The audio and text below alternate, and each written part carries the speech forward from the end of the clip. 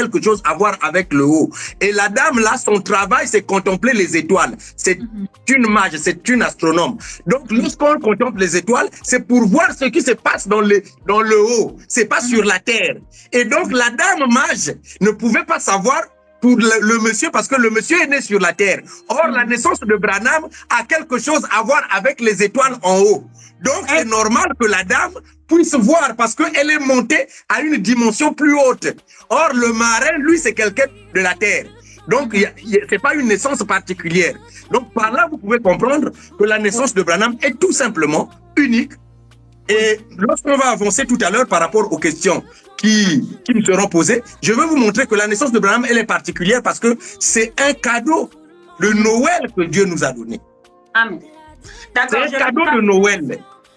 Et la Bible, Branham dit, tout ce qui s'est passé dans l'Ancien Testament et le Nouveau Testament, c'est le type des choses à venir. C'était l'ombre.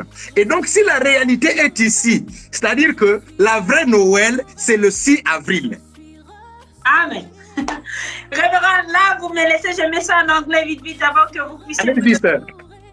Ou trois écritures sur cette question. So the pastor, I asked the pastor, what makes William Branham's birth strange and unique? He says that let's go back to the story that we just read about the woman, the astronauts, the people that work with the stars up there. He says that when William Branham asked him a question, can you tell me the date of birth of this man, the Marine that is sitting next to me? And she says that I cannot tell you that because his birth is not ordinary. Your birth is ordinary. You were born under the constellation of 3 stars, and your birth has something to do in heaven. So his is not. So he is just a natural person. And she says that when something like that happens, it's something like very, very powerful. It has the connection in heaven. And he also says that these things are very unique. There is not many people that are born under the constellation of 3 stars. So your birth is unique.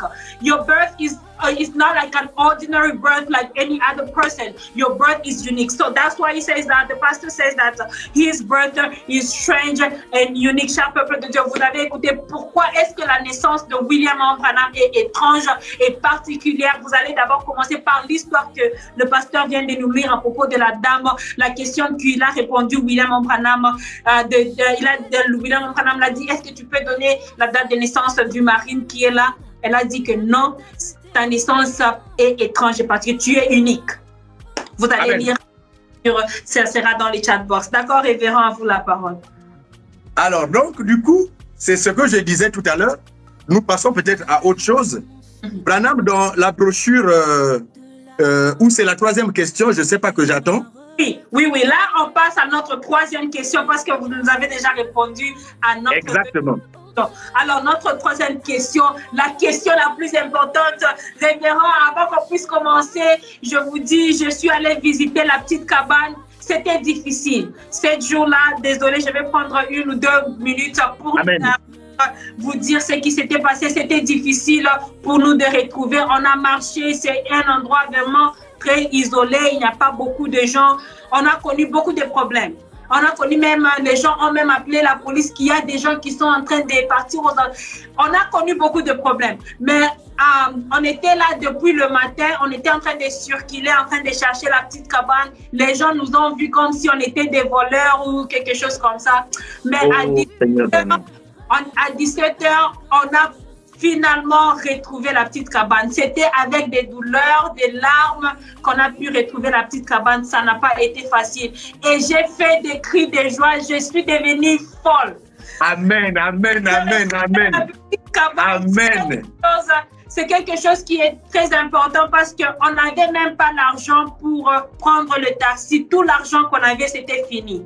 On n'avait pas l'argent, c'est-à-dire qu'on était obligé de marcher dans les alentours et ces blancs-là pensaient qu'on était des voleurs. Alors, finalement, on a retrouvé la petite cabane.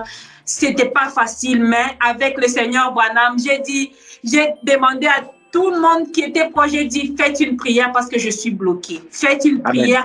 Je suis bloquée. Ça n'a pas été facile. Les émissions, vous le voyez comme ça, mais derrière, ça a toujours été effectué avec des larmes. Avec des larmes. Alors, je mets ça en anglais pour notre audience anglophone pour qu'ils puissent écouter. So everybody, I was telling the pastor a little bit before we start our third questions that whenever I went to look for the log cabin where William Branham was born, it was very, very hard. We went through a lot of hardship to find that place. We worked around the neighborhood. We were even called the police. People called the police on us thinking